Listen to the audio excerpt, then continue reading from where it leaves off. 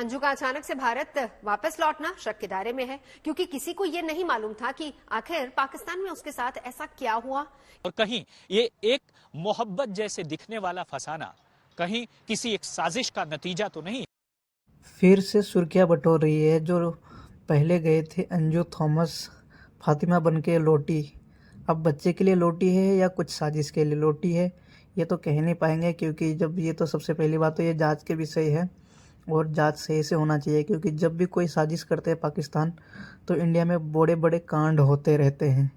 तो क्या कहते हैं न्यूज़ रिपोर्टर, चलो आप और हम मिल के एंजॉय करते हैं इस वीडियो को और शुरू करते हैं वीडियो को बिना देरी करे। तो चलो गाइस शुरू करते हैं। अंजू का अचानक से भारत वापस लौटना शक के दायरे में है, क्योंकि किसी को ये नहीं मालूम था कि आखिर पाकिस्तान में उसके साथ ऐसा क्या हुआ कि उसे वापस लौटने पर मजबूर होना पड़ा। इसी से जुड़ा हुआ है हमारा आज का तीसरा सवाल, और हमारा सवाल है कि क्या अंजू पर जांच एजेंसियों को जासूसी का भी शक है।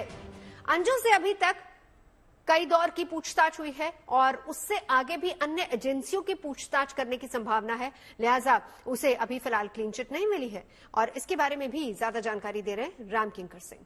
भारतीय लड़की अंजू की शादी जब नसरुल्ला से होती है तो वो फातिमा बन जाती है। एक नजर में फेसबुक के जरिए किसी शख्स से जुड़ना और उसके बाद उससे शादी करने का ये वाकया एक तरह से एक मोहब्बत का फसाना लगता है, लेकिन जांच एजेंसियों ने सवालों की जो कड़ी तैयार की है उससे साफ तौर पर पता चलता है कि दरअसल जांच एजेंसियों ने अंजू के ऊपर जासूसी के शक को पूरी तरह से क्लियर नहीं किया है। यही वजह है कि अंजू अभी भी जांच एजेंसियों के शक के दायरे में है। यही वजह है कि जांच एजेंसियों ने जासूसी के शक को और पुख्ता या गहरा न हो, इसके लिए सवालों की ऐसी फहरिस्त तैयार की है ताकि कम से कम ये पता किया जा सके कहीं उसके शादी करने का मकसद कुछ और तो नहीं था, और कहीं ये एक मोहब्बत जैसे दिखने वाला फसाना कहीं किसी एक साजिश का नतीजा तो नहीं। जी हाँ, फर्स्ट ऑफ ऑल यही तो लग रहा है कि वाकई में ये साजिश भी हो सकते हैं। पर सबसे बड़ी बात तो मैंने शुरू में कहा था कि जांच की विषय है। पर जो भी कहो, मुझे तो थोड़ा अच्छा लग रहा है, क्योंकि जो इस मुल्क में गया है ना भाई, वो दुश्मन मुल्क है। उस मुल्क में जाने के बाद हमारे तो सबका दुश्मन ही हो जाते हैं, ये बात तो है। पर जहाँ तक फिर भी मेरा राय है तो यार मुझे तो लग रहा है पक्का कुछ ना कुछ अंदर दाल में कुछ ना कुछ काला है। पर ये सबसे बड़ी बात तो मैंने शुरू में ही कहा था कि जांच की विषय है ना, और जितनी जल्दी जांच हो सके उतनी ही बढ़िया है।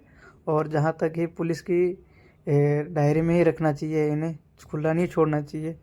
बाकी आपका क्या राय है, क्या इस तरीके से आज़ाद घूमना चाहिए हमारे भारत देश में या नहीं होना चाहिए, वो आप अपना राय रखिए कमेंट बॉक्स में।